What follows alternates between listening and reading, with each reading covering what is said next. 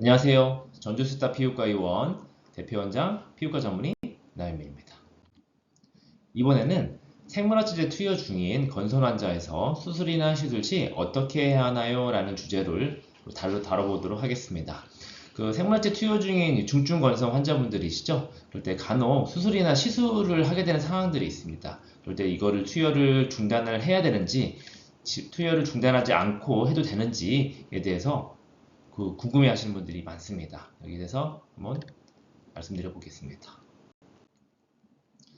근거 자료는 JAD라고 해서 우리 AAD 미국 피부과학회에서 나오는 논문입니다. 2019년에 나온 논문이고요. 거기에 이제 생물학제제의 건선 치료 환자에 있어서 어떻게 관리를 하느냐, 치료와 관리를 하느냐에 대한 가이드라인이 되겠습니다. 그 중에서 바이오로직, 생물학제제를 바이오로직이라 하거든요. 바이오로직과 수술, 각종 시술에 대한 관한 내용입니다. 영어로만 돼 있어서 머리가 아파오신 분들 있죠? 제가 다 각각의 문장들을 해석을 해놨습니다. 밑줄 치인 문장들이 대표적인 내용들인데요. 다음에 보도록 하겠습니다. 각각의 문장들입니다. 해석을 하면 건선하고 건선 관절염 환자의 저위험, 로우 리스크라고 하죠. 로우 리스크 저위험의 수술처 절차, 외과적 술식, 여러 가지 모든 시술들을 절차, 모든 과정들을 얘기를 합니다. 절차에 있어서 모든 생물학제들은 중단 없이 계속 투여할 수 있다라고 되어 있습니다. 이 저위험이 무엇인지, 또 다음에 나오는 중위험, 고위험이 무엇인지는 뒤에 또 설명을 하도록 하겠습니다. 두 번째, 중위험과 고위험, 모더레이트, 하이리스크, 수술처 절차, 외과적 술기에서는 수술의학적 팀, 해당 담당 주치 선생님이 되겠죠? 수술의학적 팀과 협력을 해서 상황에 맞게, 케이스 바이 케이스로 상황에 맞게 접근이 필요하다. 상황에 따라서 중단을 해야 할 수도 있고, 중단 안 하고 할 수도 있고, 담당 선생님과의 결정을 상황에 맞춰서 해야 된다. 이런 내용입니다. 네, 다음은요. 만약에 생물학제 투여 중단이 필요하다면 응급이 아닌 계획된 수술, 예정된 수술을 얘기하죠. 예정된 수술에서 수술 전에 각각의 생물학제제에 있는 반감기란 건 뭐냐면 원래 방사선 동위원소, 방사선 원소의 개념인데요. 약물에서는 치료 용량, 몸에 들어가서의 용량이 절반으로 감소되는 기간을 반감기라고 얘기를 합니다. 통칭해서 쓰고 있는 내용이고요. 반감기, 절반으로 줄어드는 기간에 약 3, 4배 기간 동안 중단을 해야 하고, 수술 합병증이 없다고 하면 수술 후에 1, 2주까지도 중단을 해야 한다라고 되어 있습니다.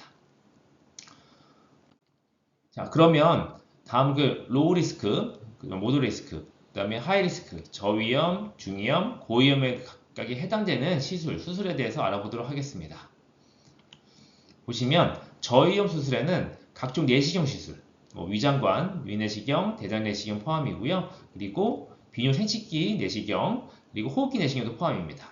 그래서 각각 내시경 시술에서는 저위험에 해당되기 때문에 생물학제제 중단이 필요가 없습니다. 또 피부과적 시술, 그 다음에 유방 조직검사 절제술, 안과적 시술, 정형외과적 수술 및 관절 치료술도 마찬가지죠. 그래서 간혹 생물학제 투여 중인 중증 건선 환자분들이 2년마다 하시는 건강검진, 아니면 직장에 다니면 직장검진, 체온검진, 여러 가지 검진들이 있잖아요. 그런 검진에서 내시경을 해야 되는 상황들이 있습니다. 그런데 위내시경이나 대장내시경을 생물학제제 투여한다는 것만으로 그냥 안 해주시는 병원들이 있다고 합니다. 환자분들이 오셔가지고 저 내시경 수술 생물학제 투여한다고 해서 못 받았어요 라고 하시는데, 이 영상을 담당 내과 선생님들이나 내시경 하시는 선생님들 보시는지 모르겠지만, 내시경 시술은 저위험입니다. 저위험이기 때문에 생물학제 중단이 필요 없기 때문에 생물학제 투여하시는 환자분들이 검진 가시면 내시경 시술을 꼭 해주셨으면 좋겠습니다. 네, 중위험, 모더레이트 리스크에는 비뇨기과적 수술, 흉부 또는 복부, 두경부 수술이 해당이 되고요. 고위험 수술에서는 응급수술, 그 다음에 흉부, 복부, 비뇨 생식기들이 같이 결합되어 있거나 한 복잡한 결합되어 있는 수술들을 얘기하고, 또는 감염 부위의 수술적 절차, 외과적 술식을 모두 통칭해서 고위험 수술에 해당이 되겠습니다. 그래서 중위험과 고위험에 해당이 되면 담당 선생님과 상의를 해서 케이스 바이 케이스, 상황에 맞춰서 중단을 고려를 해야 합니다. 다음은요, 그 생활제제의 반감기, 아까 말씀드렸죠? 치료 용량, 그 몸에 들어간 용량이 절반으로 감소하는 기간을 얘기합니다.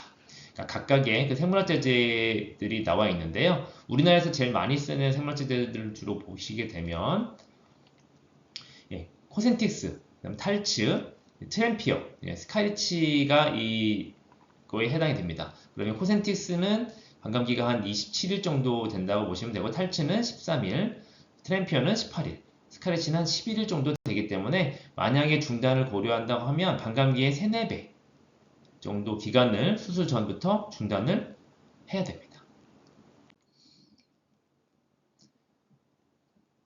네, 이상으로 그 생물치료 투여 중인 중증 건설 환자분들이 수술 시술 시에 어떻게 해야 되는 데서 알아봤고요.